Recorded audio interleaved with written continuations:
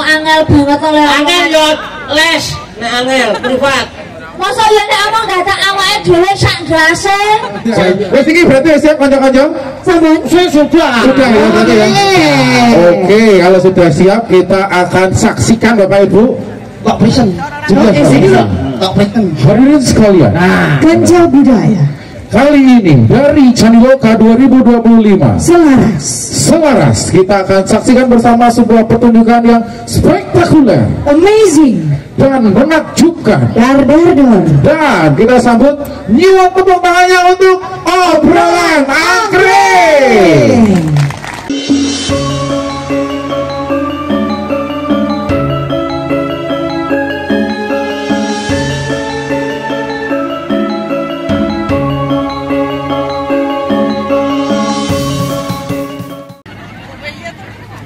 Neng Sukoharjo tuku kawat. Warga Mbokwarjo kabeh sehat wal afiat. Aisyah. Ayo guys. Neng Sukoharjo tuku gabah. Cakap. Warga Mbokwarjo guyub rukun. Itu iki. Iki iso gawe nganu ora? Pantun ora? Pantun. Wong Jawa kuwi ana sing jenenge Purwakanthi. Purwakanthi ki nang ngarep A, mburi A. Ngarep I, mburi I. Ngerti aku. Letono, Tini, Tarto, Tarti, Tarto tuku rempelo. Sing mrimo di somo kuwi. Kuwi mesti jaket abang kuwi. Kuwi. Wong bareng nyaut ngono sandingan pringi sok langsung ono. Mesti keremet dekne. Tono tuku rempelo, Tini tuku rempelo ati. Kok jur barang nah. Oh alah, barang siji kok seneng men lho. Ora trimo Purwakanthi ini mau piye to? Ning Sukoharjo tuku gabah. Warga Mbokwarjo guyub rukun. Ya Mbah, rampung kok ki monggo. Ya ana terusane ya. Ana terusane ya. Ana terusane. Lah mulane kok entuk kemrungsung. Aja kemrungsung dadi aja kemrungsung. Kabeh kudu ditata. Step by step. Welo. Kok apa wae kuwi nek dilakukan secara instan mesti tidak bagus. Harus melalui proses. Mulane sama seperti apa yang dilakukan oleh BPK 10 wilayah 10 ini. Nah, bagaimana mendampingi, memfasilitasi ini bentuk dari kepedulian. Nah, iya, kudu kok sithik ora langsung greng ngono ora iso. Kudu sithik-sithik ya. Kayak iki mau wis ana srandu, ana tari-tarian. Nah, mengko diakhiri si ana lit. Iki apa iki? Iki anu. Iki apa jenenge? Sik, aku mau ki lali. Apa jenenge, Pak? Jenenge apa? Pringset dapur. Pringset dapur kuwi dapure sapa? Sing tengah apa ya? Oh, jan. Iki pringset dapur iki jadi ini kesenian tradisional berkolaborasi dengan fashion show. Wah, iki apik iki. Iki mesti apik iki. Artinya kemudian sing senior-senior ya ngomong sing junior-junior. Nah. Pimpinanipun Bapak sinten? Bapak Sutikno Hadi. Oh. Ngajeng piyambak nika. Trendy lho. Kok trendy? Jenggote disemir. Wah, iki sepo lho. Wah, asli kok dibliceng ngono. Cah saiki soalnya apa dibliceng putih. Bocah saiki kok ngono kuwi ya melu-melu kaya adat melu-melu wong tuwa. Lah aku iki yo nang kene wae karo Mbah Putri. Mbah Putri kekancingan ning kamar mandi. Wah. Mbah. Alah ngene ngapet wis kosong ngene kok. Nah. Anu di ayo bubar kene. Kene, bubar kene. Opo aja melu kuwi. Melu aku iki. Melu aku. Jo kowe mbok aja melu-melu ngomani wong tuwa ngono lho, Jo. Keparat kowe. Lah sampean iki arep panganune arep ngopo? Saya bubar riyen iki bubar tenan lho iki kok ngawur wae lek bubarke tenanan. Mboten sampean apa bubar riyen jenengan niku ten mriki mergo tolak balak Macam sablono jen. Mboten nek sajen cara dene kadhet bayane lho nek wong sing cara dene piantune wis dihormati, disepuhke itu karena keterampilan lho bubar tenan iki. Mbah, dereng dereng bayaran kok pun bubar. Rumah samu nganggo bayaran kok. Lah piye? Lah nek nggo bayaran aku tak melu iki ae. Melu kono, Jo. Ya melu kono. Lah awake dhewe diparu wong loro wae. Jatah wong telu paru wong loro wae. Syukur ae. Kono melu kono. Masalah seniman kok ngomongke bayar ya Mbak Oto ya. Nek dadi seniman tenan. Heeh. Lho Dalijo ra tau jenenge ngomongke duit.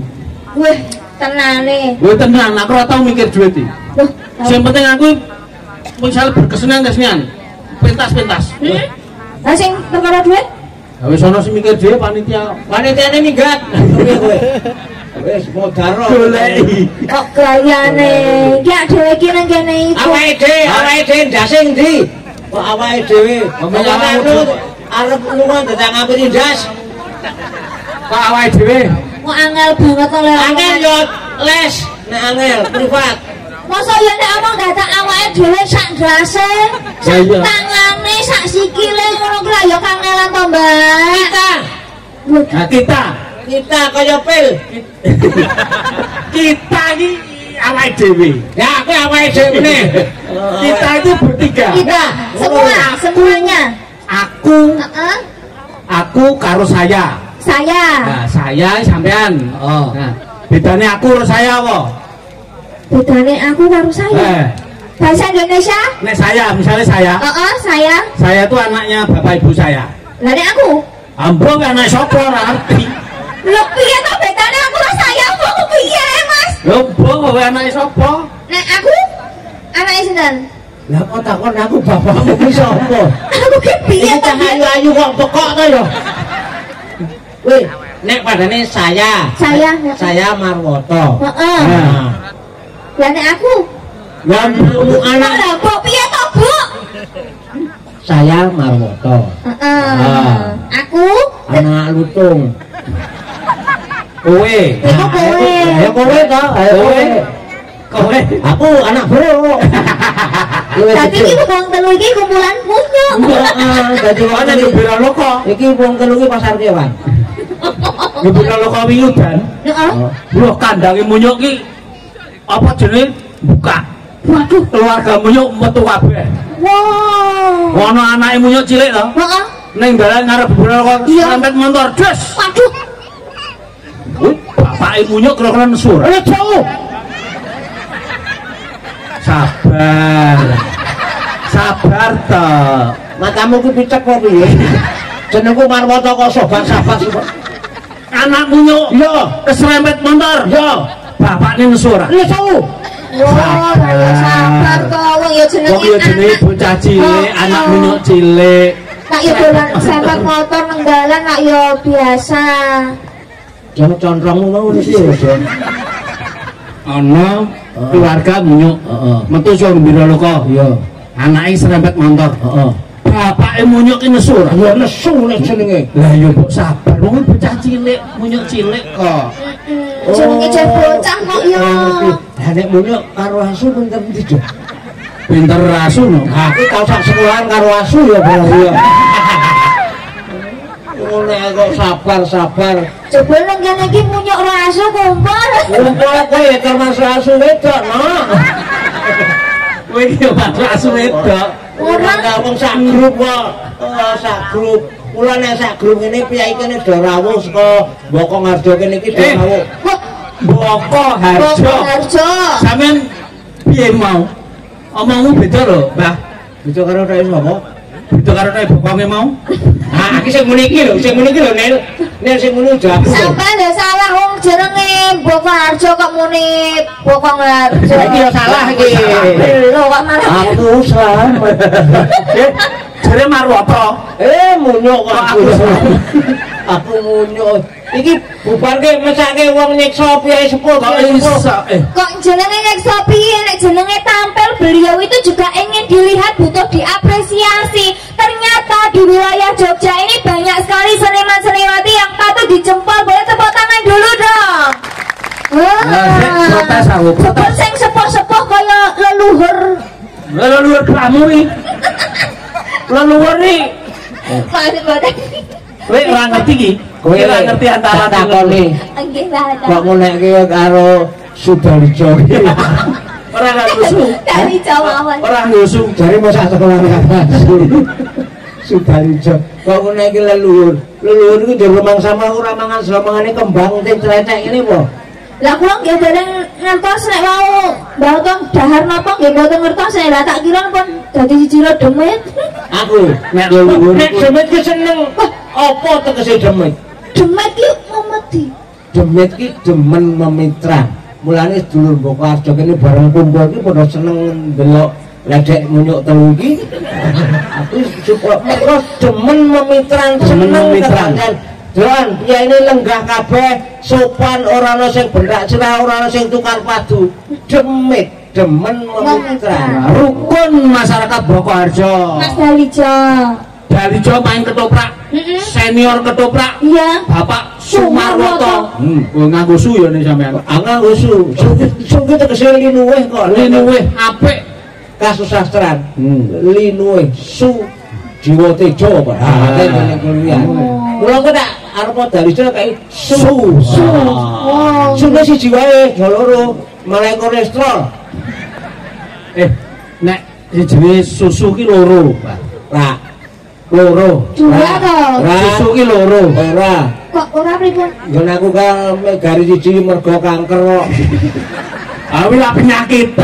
None saiki bocah-bocah do berkesenian berkebudayaan. Nek ora ono Mbah Marwoto karo Dalijo ora bakal ono. Kok ya senior.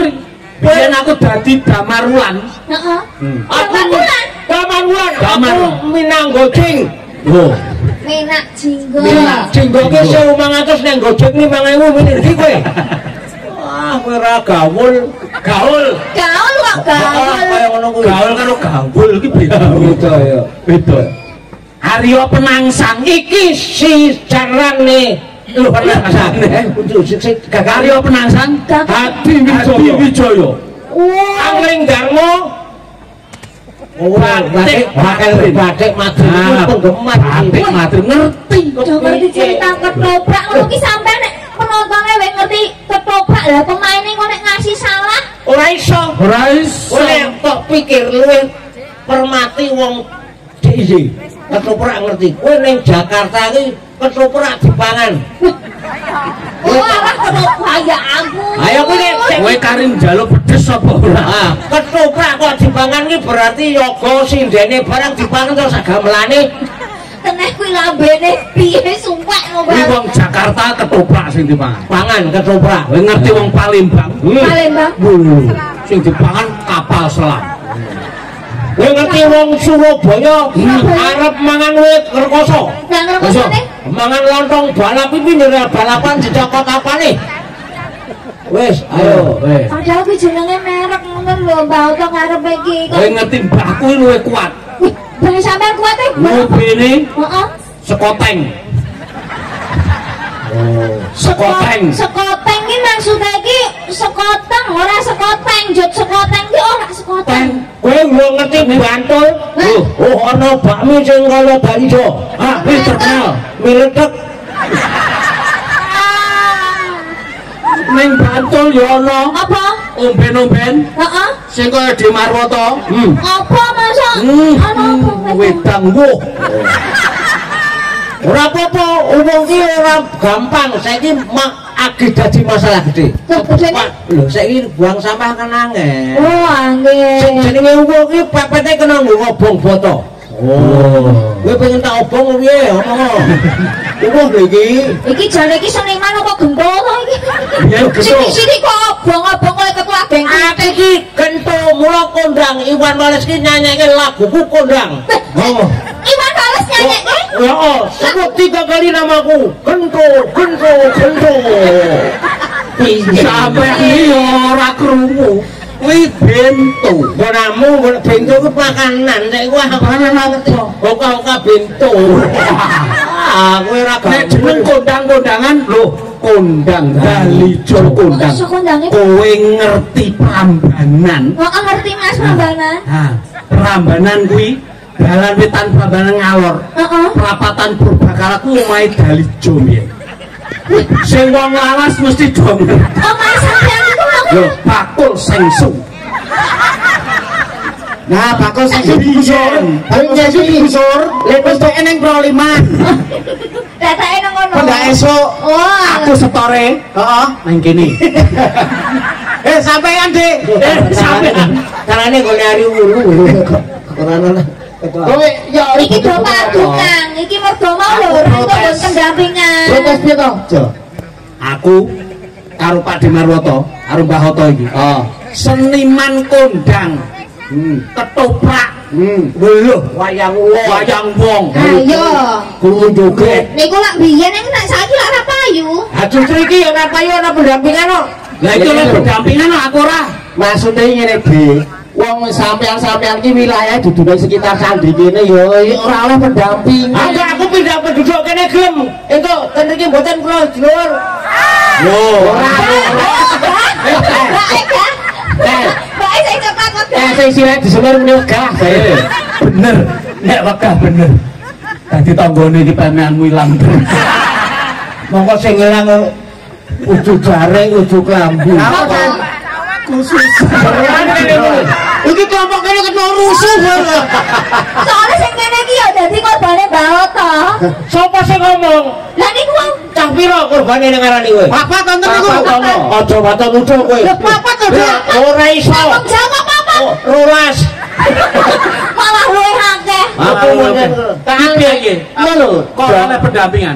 Iki pendampingan iki ora wonten pendampingan seniman, ditoto. Nah, dramane triyek iki sing duwe sanggar, sing ana hubungane karo candi. Terus monggo pinarak. Kok sing tamune iki awake dhewe arta ampirke. Sudah kenal to Mbak Oto? Kepala BPK wilayah 10 Bu Manggar menika. Wah, kepala wilayah 70 dadi anak 10. 70 nak umurmu. Malah 70 kan. Kok Bu? Ya kok. Perform nang luar kota. Meskine idoladane ngalun-alun Jogja. Wah, entuk iso 8 juta e. Ya meneh masamu. Bare idolada kaya aku nglumpuke koran-koran. Hah? Digo ngobong bojone. Monggo Bu Manggar, di tengah sini Bu. Nah, kok niki Bu wonten candi loka niku pripun Bu? Candi Loka itu memang konsep dari Balai Pelestarian Kebudayaan Wilayah 10 bagaimana memadukan atau menyelaraskan antara budaya Bendawi dan tak Bendawi. Loka itu kan tempat, jadi kita mengadakan kegiatan yang tempatnya di candi. Karena potensi kita terutama di daerah Prambanan ini adalah candi. Itu terus niki dipusatkan di lokasi daerah candi. Sudah menikah yang sudah keberapa? Ketiga. Oh, ketiga.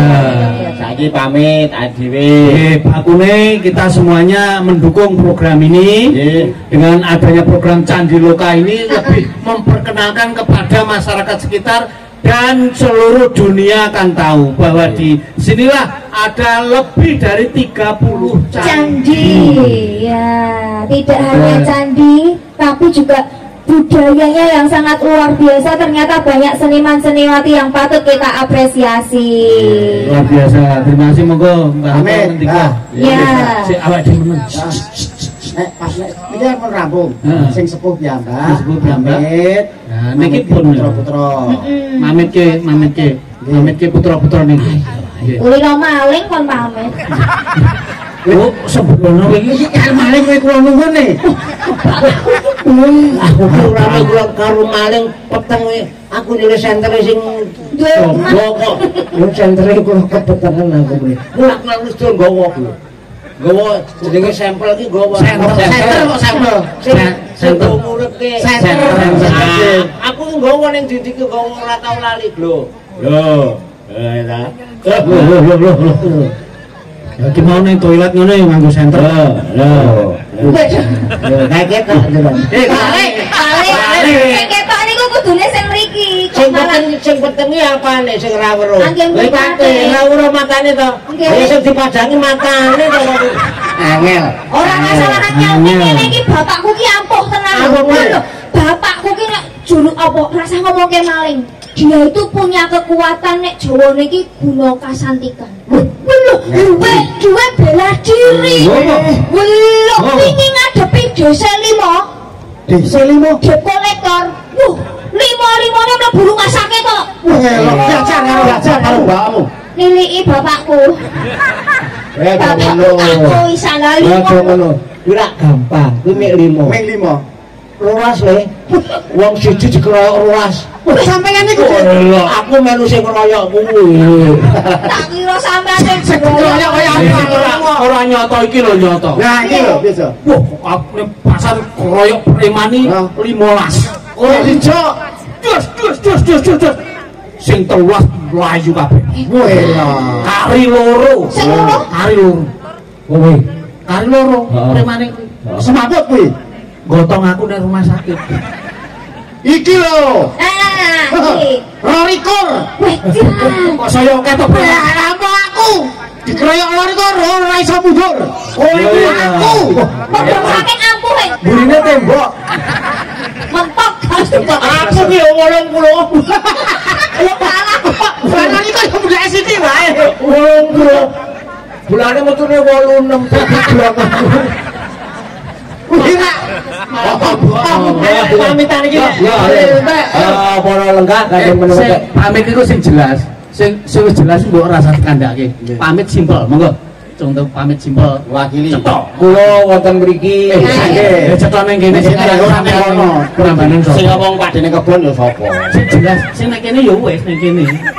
Sing wis bisa diomong kowe. Iki wong dadak. Sugeng dalu. Ah, sing ngarani iki subuh ya sapa? Iki yo dalu kok Iki wis bengi ngono lho. wong sing tenang. Wong tuwa kok angel kandhane. wis ya. Kesel. Kalau mutang tak bahasa iki. Apa mutung kok ombok ngendika sing penak. Kadang wekdalipun sampun badhe dipun isi dening Wayangan. Leto